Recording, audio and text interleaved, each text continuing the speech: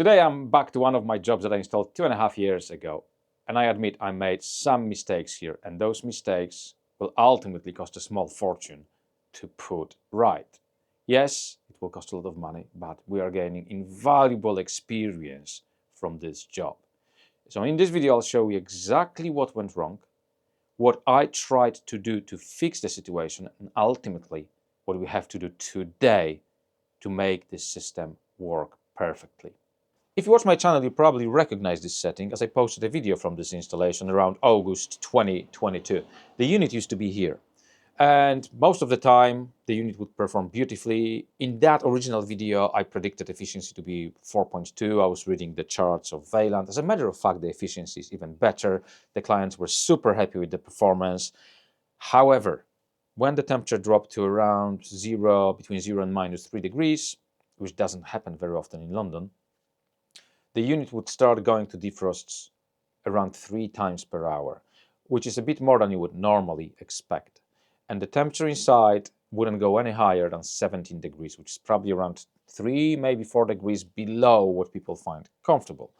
We assumed that because this is such a small enclosed area, the unit must have been recirculating its own cold air, which forces more frequent defrosts. So we moved the unit up. That's why it ended up around 2.2, maybe 2.4 meters above the ground, because then naturally cold air drops to the floor and dissipates. One heating season later, the unit is still not performing as it should. When it goes to defrosts, when the temperature is around 0, -2, the property now reaches 18 degrees. So we reached 1 extra degree. Because what happens is it pulls energy from the building when it defrosts itself, and then it has to recover it.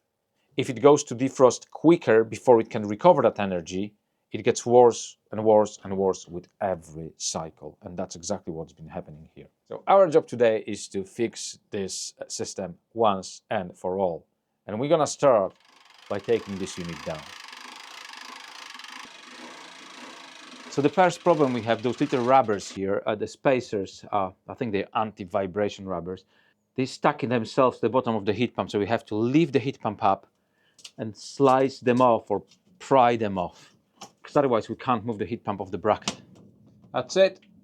Nice. So that's half of the job done. Might get Easy half or the hard half? no, this is the hard one. I think taking it off is harder than putting it back on, although sliding it perfectly on the rails, it's sketchy. And it's heavier. Not much, little bit. All right. Someone already tried to take the other new heat pump for scrap. Yeah. The hardest part of this operation will be sliding the unit on those brackets, because they move to sides a little bit. And if we miss them, then the heat pump might fall to the floor.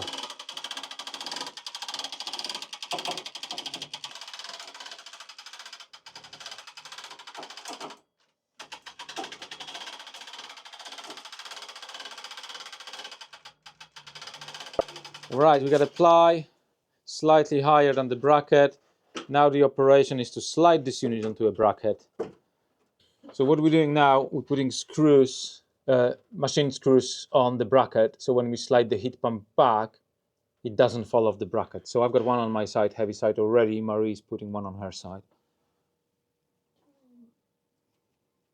Marie is finishing up wiring the unit. It really didn't take long to swap them over, some 3 hours maybe. So we swapped a 5 kilowatt unit for a 7, because 5 was undersized. Were there other options to sort this problem out? Yes, there were. We could have used a backup immersion heater controlled by the heat pump. And that's what we do. We actually install heat pumps that are on the edge. We add those backup immersion heaters. You can also add a volumizer that helps with defrost as well. However, we already have a 50-liter volumizer on this job. That wasn't helping.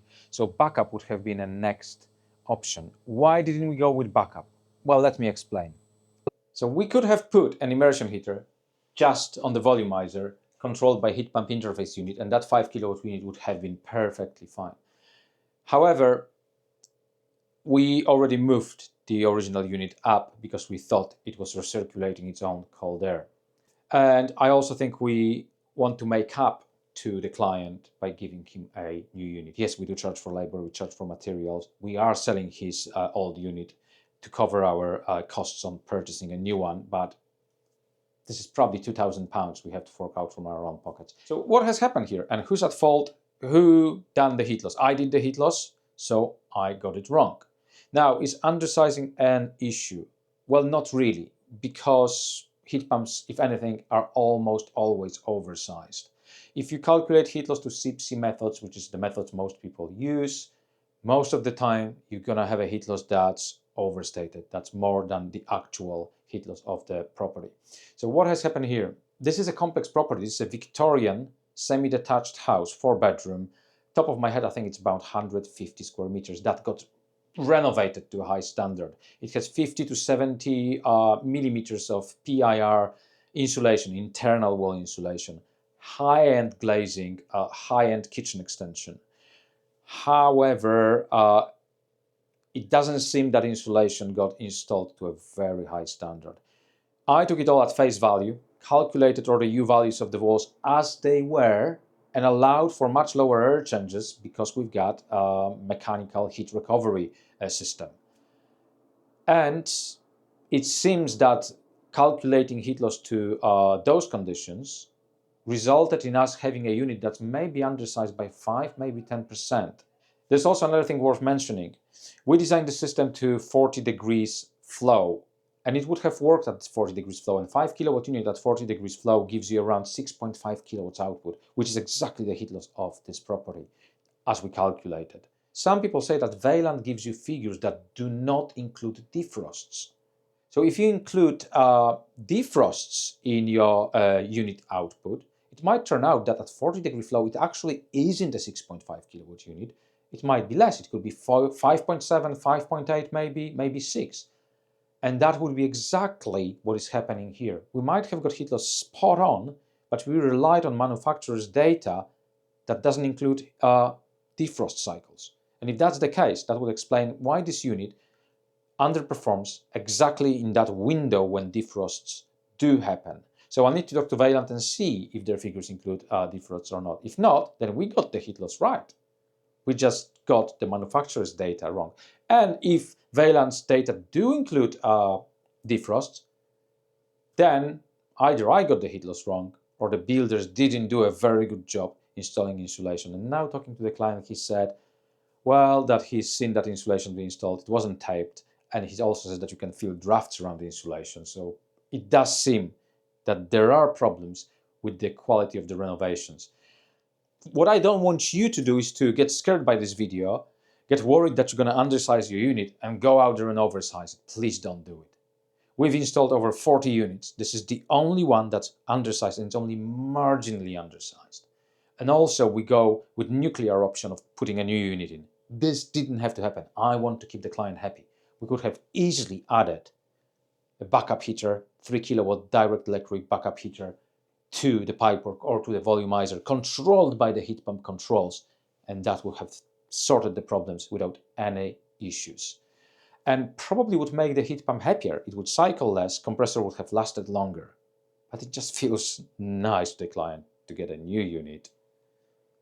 And we've learned a valuable lesson to be way more careful on surveys and also check the quality of builders' works, because this is the biggest unknown. Another thing you can do is to do a door blower test, just to check what the actual air changes are. Because it's not the heat loss calculations that we get wrong, it's the air changes that we get wrong, and they have huge influence on the final results and the specification of the units we install. So please don't go out there installing oversized units. There's enough of them out there already.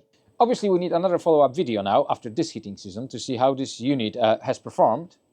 And if you watched this far, you probably want to see the video from the original installation. I'll post a link right here.